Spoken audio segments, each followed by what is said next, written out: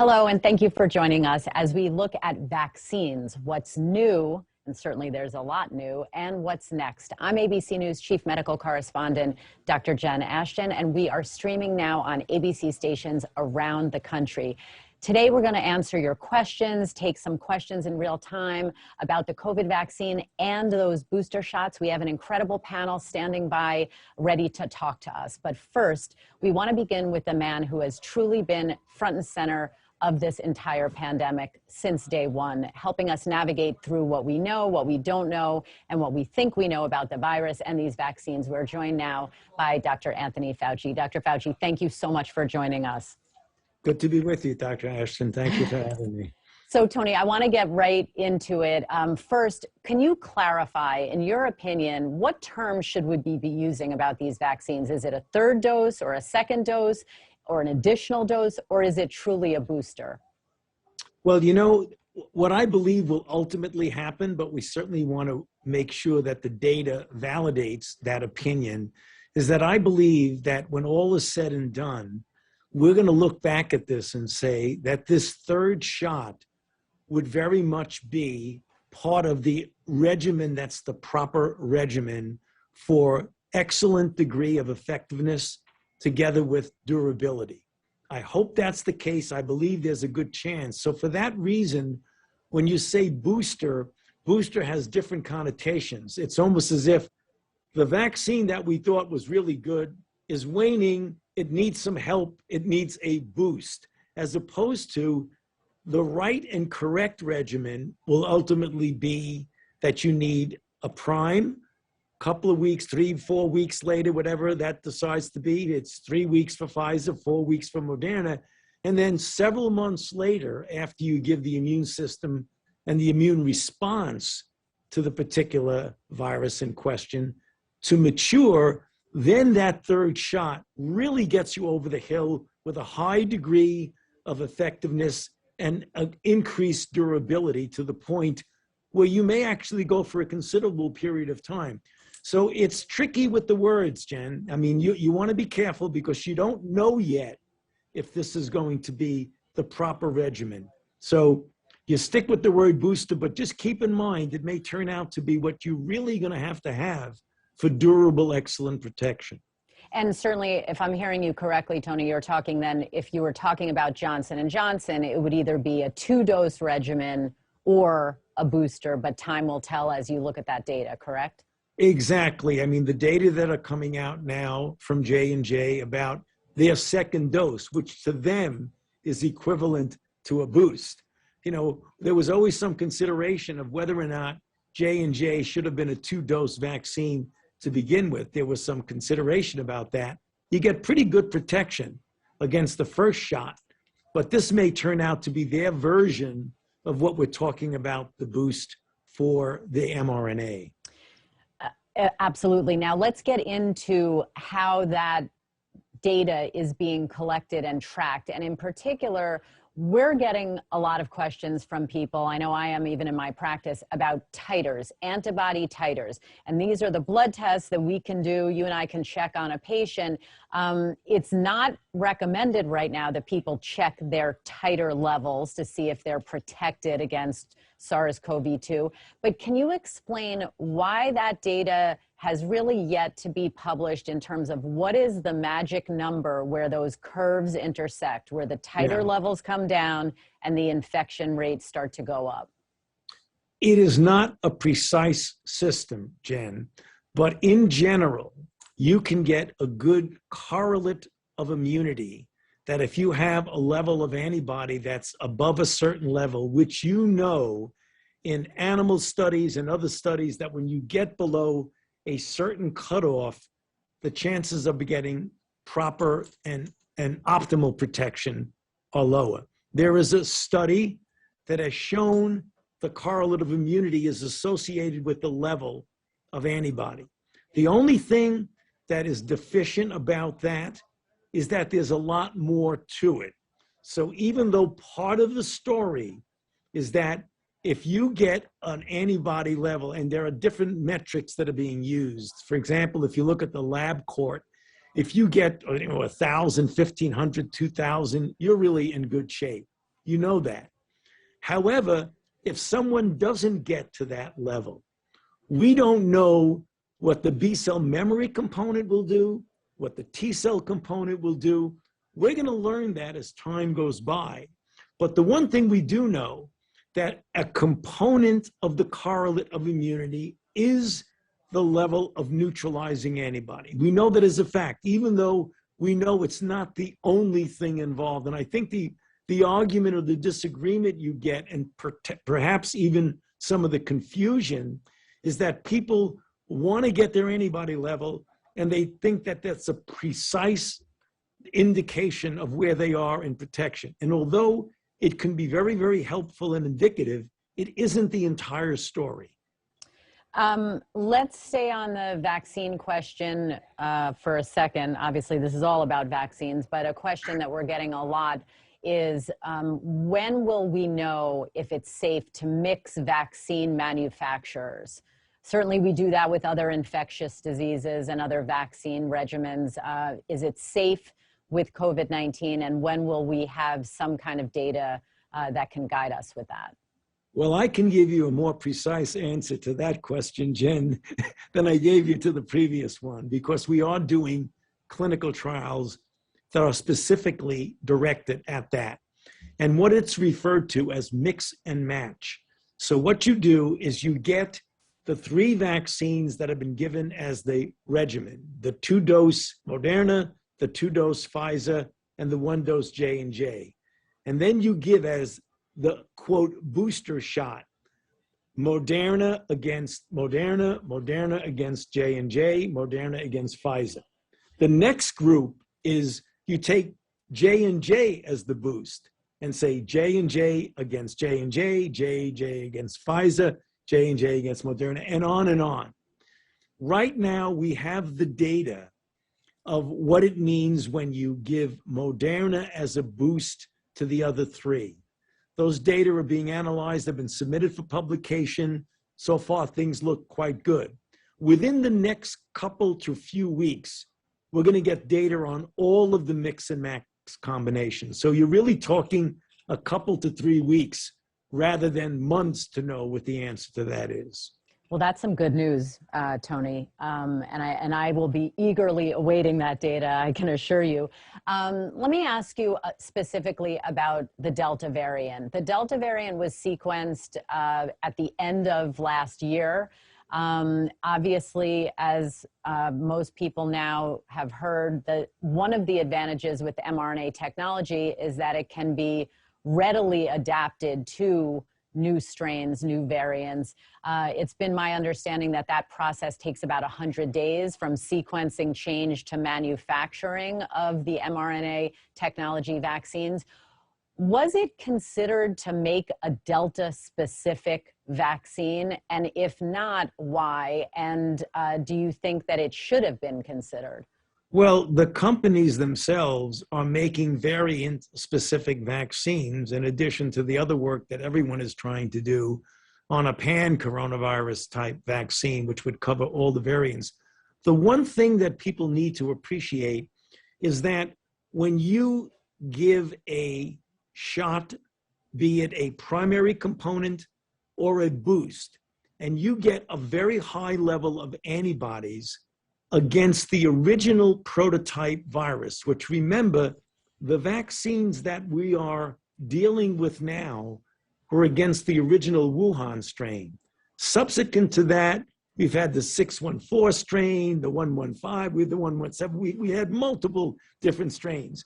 When you get the level of antibody high enough, it spills over in protection against the other variants. And the Israelis have very good data that, and as not only the Israelis, but others, that when you give a boost with, for example, Pfizer over and above the 2-dose of Pfizer, you get a very high degree of antibody against, in vitro showing, against virtually all of the variants.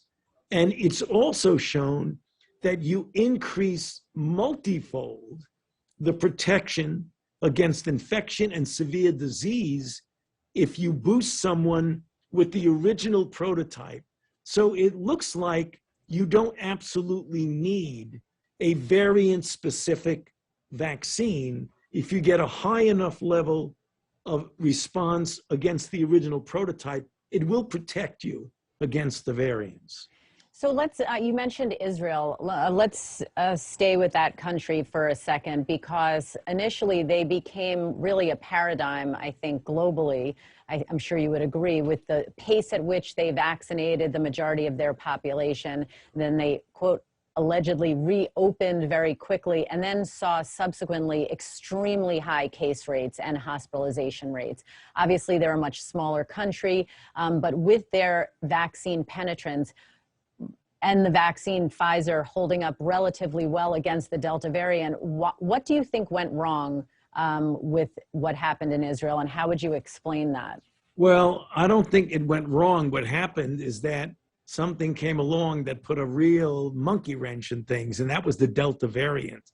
And as the Delta variant started to become overwhelmingly dominant for the few or the relatively smaller proportion of the population that wasn't vaccinated, they were getting infected, and you were getting breakthrough infections.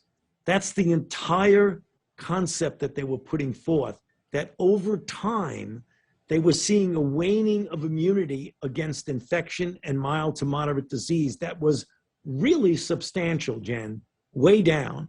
And they were seeing a waning of immunity against severe disease, particularly in the elderly. And for that reason, that's why they made their decision based on their data that they were going to give a boost. And what happened?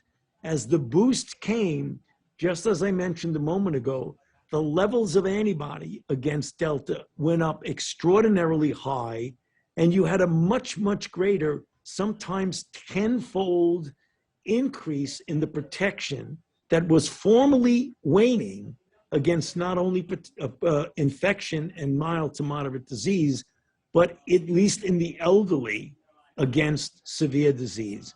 So what they've shown is that Delta was a bad actor, and over a period of time, the immunity began to wane to the point where they needed to give the booster.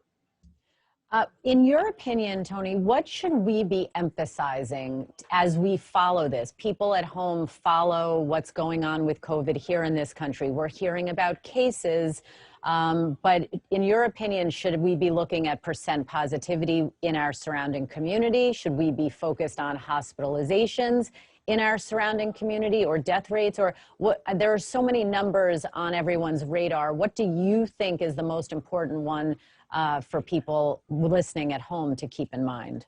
Well, before I answer that question, Jen, I want to say the most important thing we need to do that'll influence all of those parameters is to get the 70 million people who are eligible to be vaccinated in this country who are not vaccinated.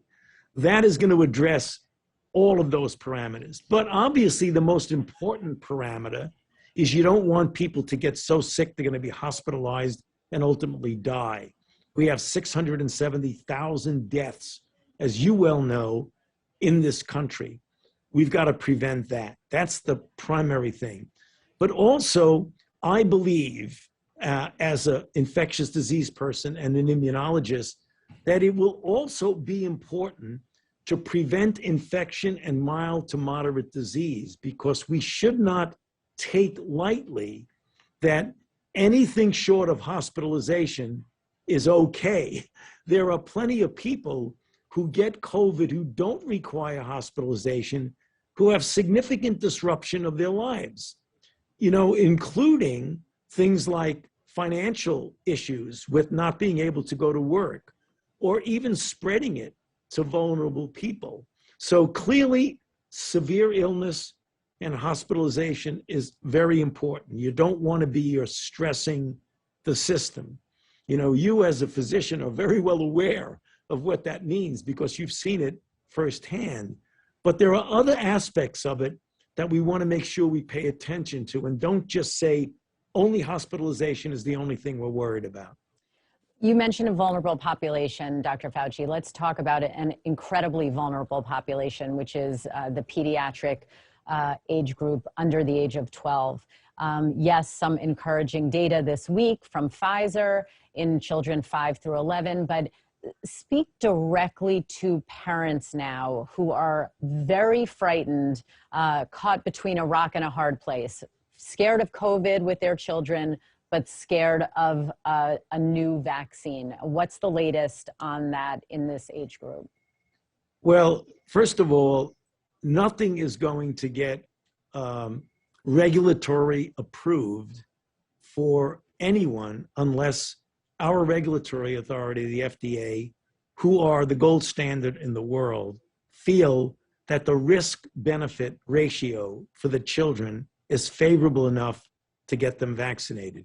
So I think what we need to tell parents, mothers and fathers, and people who care for the children, that children need to be protected.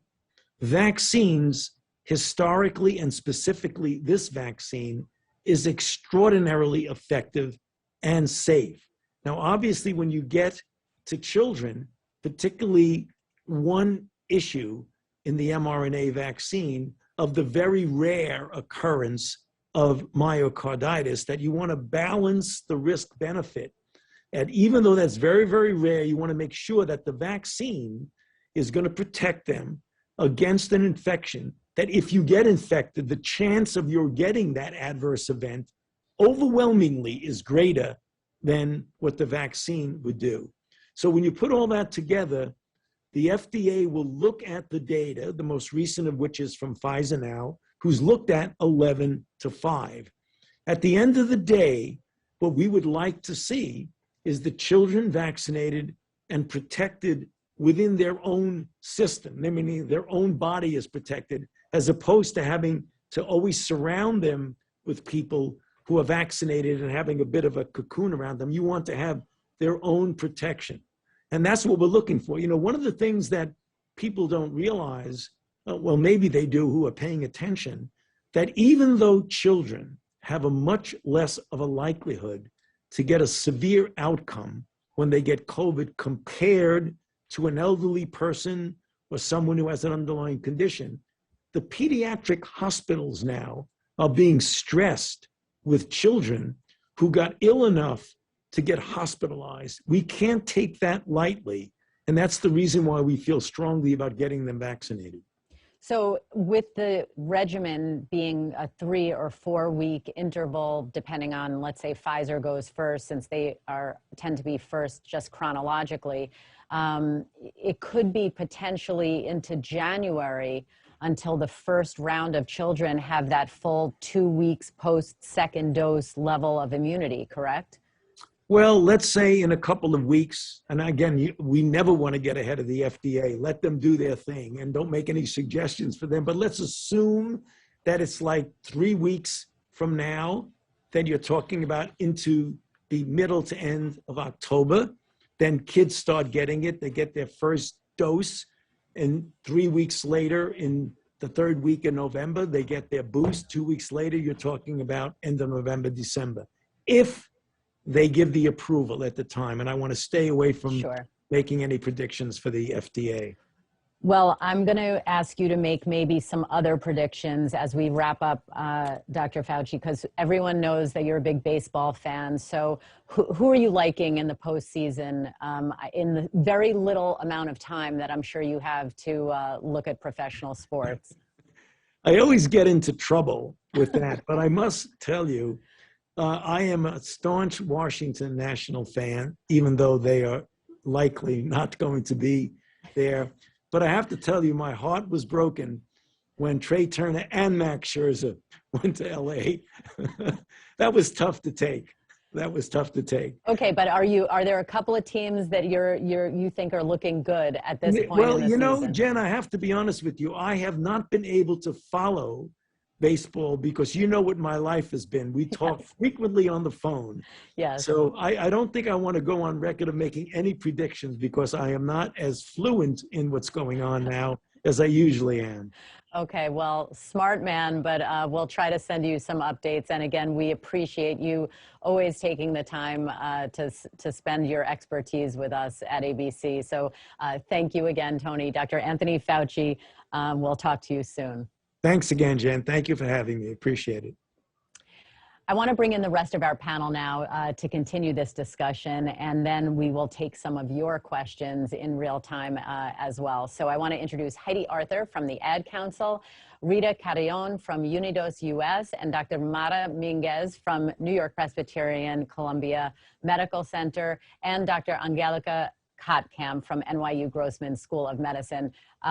Thank you all so much for spending some time with this, and I look forward to hearing all of your perspectives. Dr. Kotkamp, I want to start with you. You're an infectious disease specialist. There's been a lot back and forth on these additional shots, booster shots.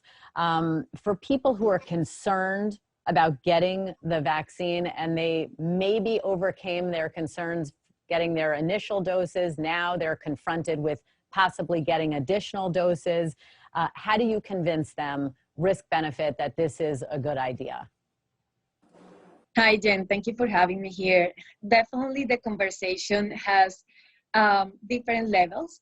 I will say that it's not always an easy conversation, and it's not always a successful conversation in the first attempt, which is not bad. Sometimes people need more time and need to hear the reasons from different sources at different times.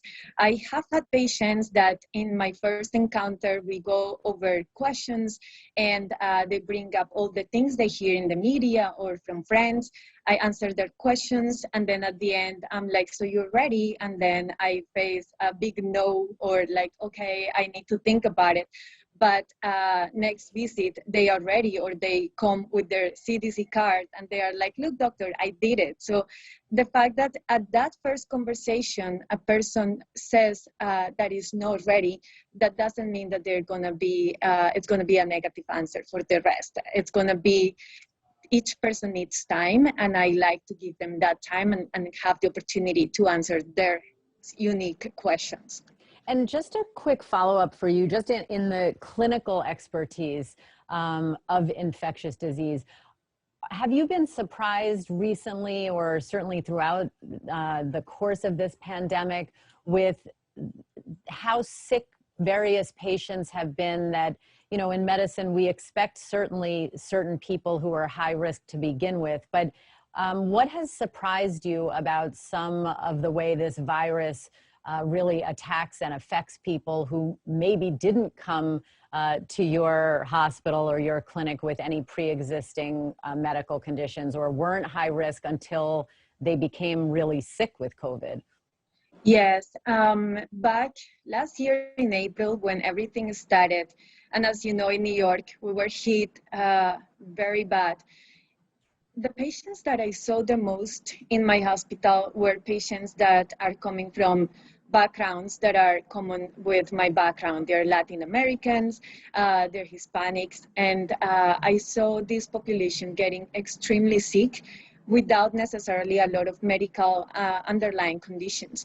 I remember very well patients young, that they were just working class patients, less than 40 years old, and being in the ICU, intubated with full oxygen support and mechanical ventilation. It was really hard because in many of those cases, I was the person speaking in Spanish to their family members. And how do you explain to their parents that their young son is in that status, and that it's very unlikely that things will look positive after the hospital admission? So it was very shocking to see healthy people being admitted to the hospital with severe illness. And this continues to happen in the setting of Delta. Delta has been a very bad actor, has been showing up with very bad profiles, and we see young people, pregnant women, getting in the hospital in situations that we will hate to see anyway. Heidi Arthur, I want to bring you in, Chief Campaign Development Officer for the Ad Council, and I want to ask you about something that is squarely within your wheelhouse, the communication and confusion in terms of the messaging about the vaccine. It's evolving, it changes seemingly by the day. People have what I like to refer to as medical headline whiplash. Can you speak a little bit about the importance of messaging and communication, and how you think it has been to walk that fine line between keeping people informed and understanding that we still don't know everything about this virus and the vaccines. As first, I want to say thank you so much for having us here today for such an important conversation. And I think, we learned very early on from day one that we were going to have to cut through a lot of confusion, a lot of information that was changing very rapidly. And what we learned that, we needed to communicate and honor was having empathy and understanding that people have questions, and honoring the fact that it is overwhelming and a big decision for many people to make.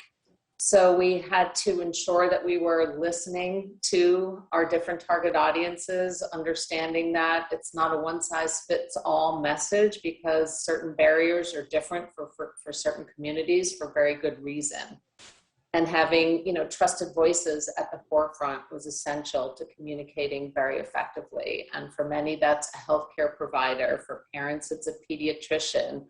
For other people, it could be a faith leader. For young adults, it's family and friends. So ensuring that it's trusted messengers and that the messages are really in keeping with where people are on their own personal journey, and that we're closing the gap in terms of combating misinformation with credible information from trusted resources at every point along the way. Yeah, I want to hear from Mata and Rita on that, because I think that what you mentioned, Heidi, which is so important and in my opinion has been missing in this, certainly since we've had a vaccine and now 3 vaccines, which is going on since December of last year, is people who have not been vaccinated have been vilified, which is something that when you're dealing in public health and clinical medicine and you counsel patients on behaviors on a regular basis, as my colleagues on this panel and I do on a regular basis, that discussion starts with respect and the principle in biomedical ethics of patient autonomy. And it's our job to counsel with correct, factual, scientific information, but it starts and ends with a respect for that person and their autonomy. So Dr. Mingus, speak to what you've seen up in Washington Heights and your communities in the Bronx, New York Presbyterian, Columbia Medical Center, my alma mater, and in particular, the adolescent and pediatric population that you specialize in, and how this dialogue has evolved, in your opinion. Thank you so much for having me. And yes, this is really an important question, because when you are dealing as a pediatrician with a parent and the patient, when you're thinking of messaging, it's really key to speak to both. There's a dyad that you're speaking to.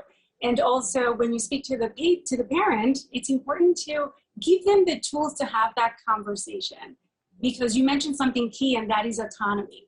And that adolescent next to the parent also has autonomy that we have to validate. And I have to tell you about an experience in which I was talking to the mother for quite some time to try to discuss and make her aware of the scientific side of the vaccine. And she was not budging. She was definitely hesitant about it. And I looked at the patient and said, hey, what do you think? Why don't we talk about what you feel about the vaccine and your knowledge? And to tell you the truth, it only took that adolescent to have that conversation with the parent for the mother to say, hey, if that is what you want, I'm here for you. So please, I would say to everyone to ensure to talk to the patient, but if that patient is a child or an adolescent, to ensure that you also give that person, that patient, autonomy. I'm so happy you shared that. And I take care of a lot of teenager patients as well, but as a mom, that really resonated with me. Sometimes we don't give our kids as much credit as definitely they deserve. Rita, speak about the underserved communities, and not just the impact of COVID and this pandemic, but in particular the vaccine. Where are we now, and how much work is there to do that you are working on? Dr. Jen, thanks for having us and with such a great, prestigious panel of female leaders in the country. And I just want to say that, to come back a little bit about what you mentioned earlier on respect. It's part of our values as Unidos US. We're the largest Latino civil rights and advocacy organization in the country. We have more than 300 community-based organizations as our affiliates and community health centers that we work with.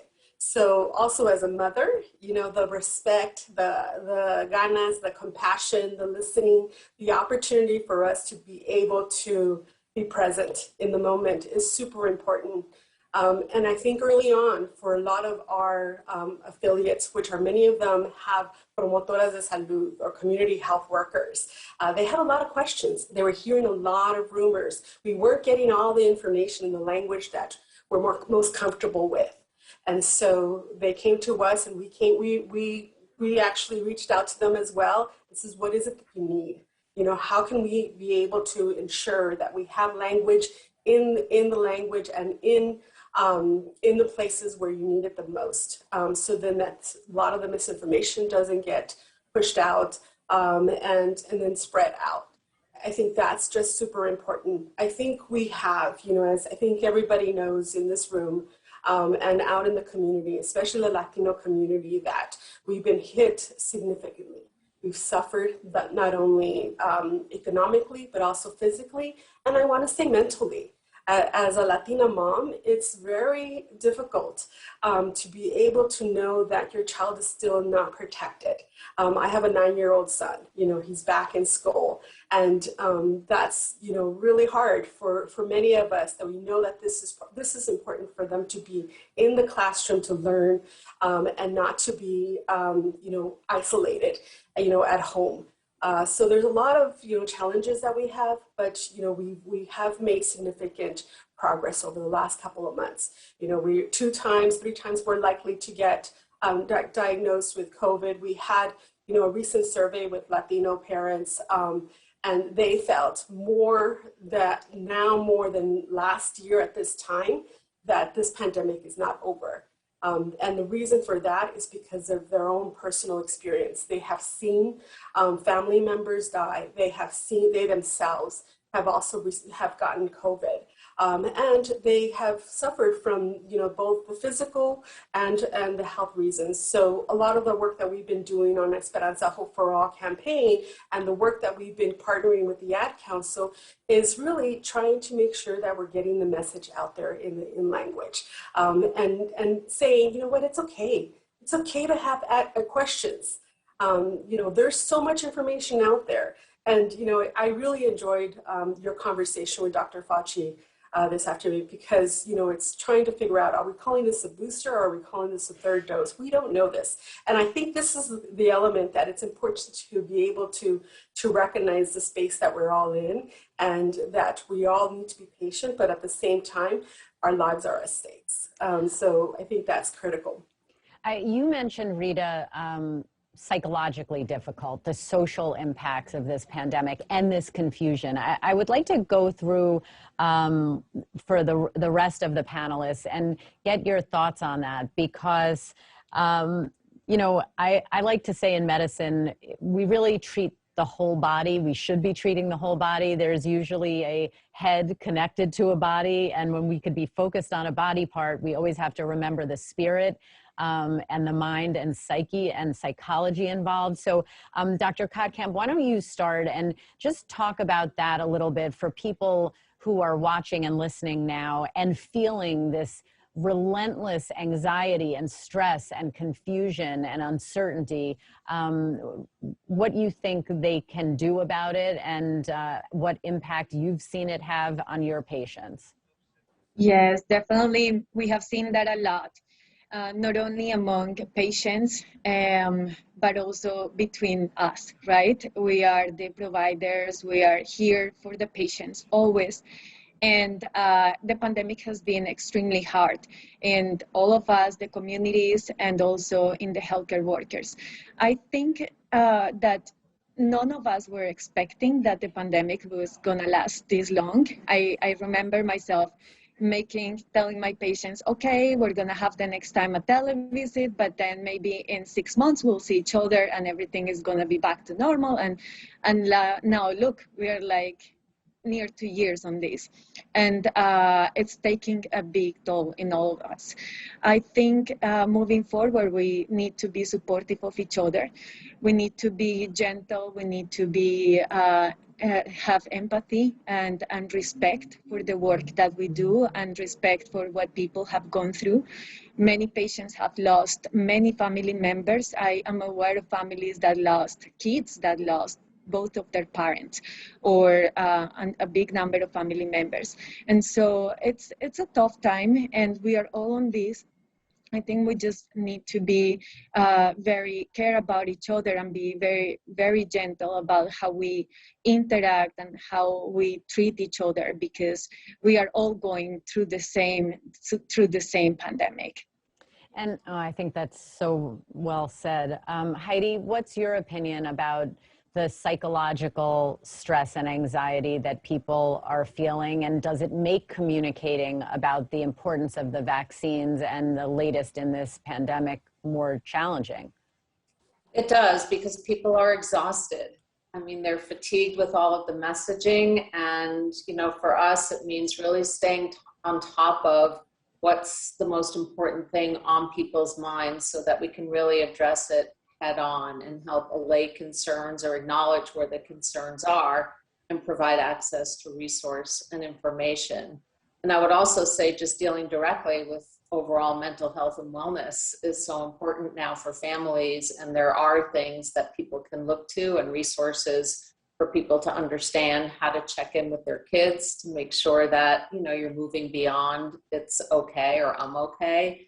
And, for young adults to understand the importance of checking in with each other and talking about it. So all of this is so critical and overwhelming, but definitely has to be considered as we message. You're so right. Critical and oftentimes seemingly overwhelming. Mara, Dr. Minguez, you're, again, pediatric adolescent specialist. I'm the mother of 2 college-age there'll always be our babies, children, young adults. I've seen the stress of this pandemic on them. And I shared publicly my daughter, who's in college, Chloe, fully vaccinated, of course, had a breakthrough case of COVID that was picked up at her college. They were doing surveillance testing several times a week, and she tested positive. It was confirmed. And she had to go into 10 days of course, isolation. Minimal symptoms was the good news because of the vaccine, thankfully. But the psychological impact of that isolation was way more difficult than the physical manifestations. So what are you seeing in the adolescent and college age group? And how can parents help our children through that? Because that, I think, can be as hard, if not harder, than the infection itself. Absolutely. And thank you for talking about that, because when we talk about kids and adolescents, we don't really, think about the well-being as a symptom, right? We always talk about the physical manifestations of COVID, but really do not focus on how the mental health aspect of it in our kids and young adults. They're with us. They're experiencing everything that we're experiencing. They're experiencing great disruption. They're also experiencing loss. Many adults have died, but many of those adults had kids in their lives that have now experienced that loss. So thank you for that, because it's important. In their development is important. Socialization as part of their development is key to continue in-person learning. The educational outcomes that are going to also be a consequence of the disruption, it's something that we're going to have to think about and worry about in the future. And what I would tell parents is, just like Heidi mentioned, which was beautifully said, is communication. Talk about it. Engage in conversation about how they feel. And we are also concerned with our own worries that sometimes we may forget to do that. So I would definitely say to any parent out there who has not asked your child how they're doing, in terms of COVID, please, use tonight at dinner for that conversation because it's key. Oh, that is such good advice. Great topic, specifically pointed question to ask tonight around the dinner table. Rita, are we making progress in getting people in underserved communities who already at baseline may have difficulty with accessing the healthcare system in terms of testing or vaccination or even just education? Are we making progress? And what can people listening to this, if they are in an underserved community, either geographically or in any other way, what can they do to get vaccinated or get tested, if anything? So I would say, yes, we're making significant progress. And just in the work that we've been looking at for the Latino community, even the last couple months, we've seen a significant amount of folks wanting to get vaccinated. And I think the element here is we're trying to reduce a lot of the barriers. So we're working with both private companies as well as the federal government to relieve those barriers. So what I'm talking about is transportation. Ensuring that folks have transportation to go to get a vaccine, information in language, recognizing that 70% of Latinos speak another language, and that we have this information in the language that they're most comfortable in speaking and reading, and then I think the other thing also is that we have a collaborative a cooperative agreement with the Centers for Disease Control, where we're working with 33 community-based organizations and community health centers to do vaccination events. So these are working with community health centers who are safety net providers in medically underserved communities. So then that the time and the effort to be able to have promotoras, who are trusted messengers, for them to be able to access the vaccines and also to inform them that they're free. I think the other thing that we saw really early on is that many were turned away because they were asked for Social Security numbers or different documentations that made it difficult. I think we had really good opportunity to work with our retail centers to be able to say, listen, this can't happen. We're in the middle of a pandemic. We need to make sure that people have access to this information, to the vaccines right there. And so we have pop-up sites. This weekend, we're doing a mobile tour. We've been doing it part of a series of mobile tours, going to bodegas, going to flea markets, going to grocery stores where most Latinos go to, for us to be able to inform them and saying, okay, here's how you go about in getting it, and having a place for them to talk with and answer their questions, because I think people still have questions. The one thing in our survey that we had with Latino parents recently was that majority of the Latino parents were more likely to vaccinate their eligible children. That's significant. And they were more likely to also be open to having mandates in the schools or in restaurants or in areas, because they really felt that 9 in 10 of these Latino parents were very worried about their children under the age of 12 becoming seriously ill. And we heard the long-term effects that something like this can happen. So I think it is being in community, making significant progress. There are continuing to be barriers like time off from employers, allowing individuals to be able to go and get a vaccine, and or if you do have symptoms after the vaccine, a time off to be able to recover from that. So I think there's a lot of work that we have accomplished, but there's a lot more work for us to be done, especially with the Delta variant. I agree with that.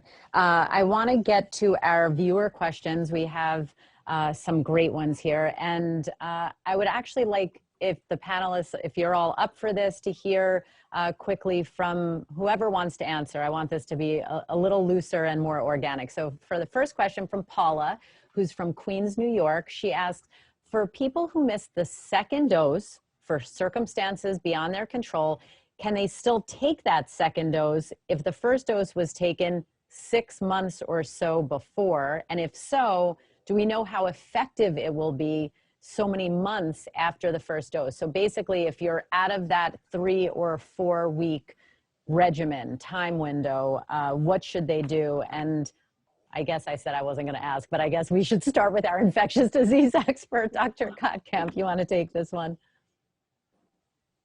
Sure. Paula, thank you for the question. It's somehow a common situation that some people find themselves in the circumstances that you are. And so I think that 6 months, it's a very big gap between the two doses based on what we know of the vaccines with the data that is available. I definitely recommend you to get your vaccine as soon as you can. We're seeing what's going on with Delta, and this is something that we cannot take lightly. So please get your vaccine again. I think because 6 months is a big gap potentially for you, the best option will be to just redo this schedule again. So if you're going to go with one of the 3 available vaccines, just make sure you get the full schedule, if it's a 2-dose or if it's a 1-dose. But it's a big gap, and we don't have enough data in that particular scenario. But I feel that you should be fine after the 2 doses. Anyone else want to throw anything in on that one? Okay, so second question is from Nancy from Brick, New Jersey, who says, I'm 75 and I have some health issues, but I got the Moderna shot, and the only one that seemed to be approved and available is now the Pfizer shot. I guess she's talking about a booster. Can you get this one, or do you have to wait until the Moderna one is approved? So I'm going to assume that Nancy is really asking now about what I spoke to Dr. Fauci about, the so-called mix and match regimen. Mara, do you want to take that one? Sure, and I would have to echo what he mentioned in terms of the data not being fully available for that purpose. Absolutely, but if one of the things that I would suggest is actually, if they have the ability to get it, to do so. But again, one of the things that's really key, and I always mention in any panel or any conversation, is that these conversations actually are a supplement to the conversation with your provider, because they know you better than anyone. So this is a supplement, and it's really key to sit down and talk about the time frame and your vulnerability and how important it is for you to get it at this time. So definitely do that, but as Dr. Fauci mentioned, data is not fully available and the studies are ongoing. We've gotten a lot of questions about the vaccine during pregnancy. And so that is my medical specialty. I'm going to start with the answer, but then I would really like to hear from all of you your views about this particularly vulnerable population, which is pregnant women. Now we have, which is pretty rare in medicine and science, but we do have uniform consensus and support from the CDC, the FDA, ACOG, which is the American College of OBGYNs, and the Society for Maternal Fetal Medicine, recommending and supporting this COVID-19 vaccine in all trimesters of pregnancy for women who are considering pregnancy and or women who are breastfeeding. Why that is finally the case, and there's uniform consensus, is because we have data on tens of thousands of women who were vaccinated during their pregnancies. There were no significant safety signals. So that's on one good side of this science in terms of the support and the data. On the other side is the risk. And I know that Dr. Kottkamp, you can speak to this. Dr. Minguez, you can speak to this. And I know Heidi and Rita, this is very much on your radar as well. We know that pregnant women are an incredibly vulnerable high-risk population, not only to this virus and upper respiratory infection, but to influenza as well. I've mentioned myself on the air multiple times that as a practicing OBGYN, the only patient I ever had die was a 16-year-old Hispanic teenager who was pregnant and died of influenza. So I take this very, very seriously. So we have the known risks of COVID to the pregnant woman and her fetus, and as well as her newborn, and we have the safety profile, and that's why you have all of these professional organizations recommending this. But can we all go through the messaging and the science and the counseling to this population, not just to pregnant women, of course, but to anyone who knows a pregnant woman who cares about this. Rita, do you want to go first, actually? Sure. This is very personal in so many different ways, because it's actually one of the number one question we get from many Latinas is, will this vaccine affect my baby? And oftentimes, it's often influenced also by their partner too. And the spread of information or misinformation that they're hearing. So being able to, number one, have clear information and actually working with influencers like we have done to be able to answer these questions are super important. And having that information, and also to make sure that they're also talking to their providers, to their OBGYN doctors, and being able to ask those questions. I know that many women have gotten pregnant, have gotten COVID, and are fearful about what will happen or not accessing healthcare. And so I think it's super important for us to really be able to answer this question. And thank you, Dr. Jen, for your leadership to be able to bring this to light, because I think it's one of the most common questions that we get. And it's often because of misinformation or disinformation. So, it's okay for us to have these questions, but before you share that information online, it's making sure that who is saying this and can you trust them? What is the evidence? Do the trustworthy sources, back them up? Those are critical questions in addition to finding out, and getting the care that you need. Heidi, how do you think the Ad Council is targeting, I hate to use the word targeting, but addressing the concerns of pregnant women and the people who care about pregnant women? Yeah, I think, first of all, I would put 5 exclamation points on everything Rita just said. And it starts where we, started off this conversation about having respect, empathy, and understanding. So all of our messaging is really geared towards providing people with information from trusted voices.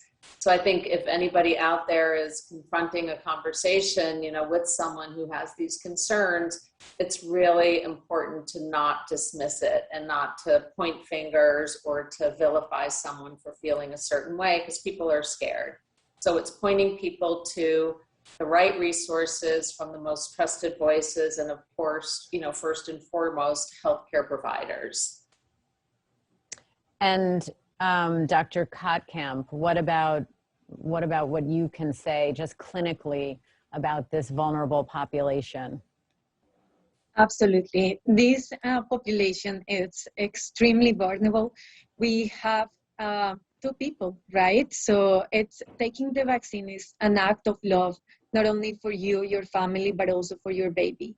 And I think we have enough evidence that supports the safety of these vaccines. From the biological standpoint, the vaccine doesn't really reach the place where genes are stored. So if this vaccine doesn't get there, then there is no a biological explanation why a vaccine will modify, say, a genetic material. So it is important to understand also the biology of this. The vaccine goes to a very different place where the genes are stored, and therefore there is no messing up with genes. And therefore your baby and you are going to be protected. That's the best gift that you can give to your baby.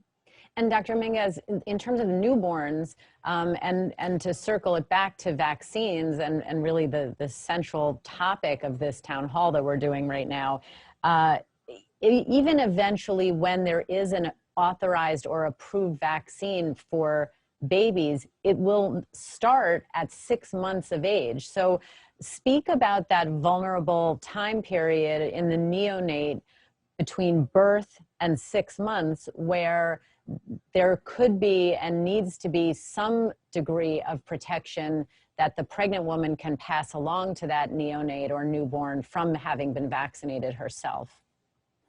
Absolutely, absolutely. And one thing that I want to go back to a little bit is the messaging. Important to really describe the medical and scientific component. And there's great data, right, for the recommendation. We also have to listen to the parent, because they usually, that component, they understand and hear. It's the component of fear, that they're very worried about. And we need to really talk about that and tease it out. It's more of the emotional component.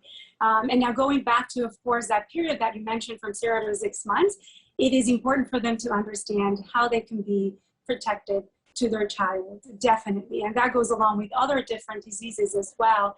And it's being careful, but also providing them with any tools that we have available in the medical field to protect them even further.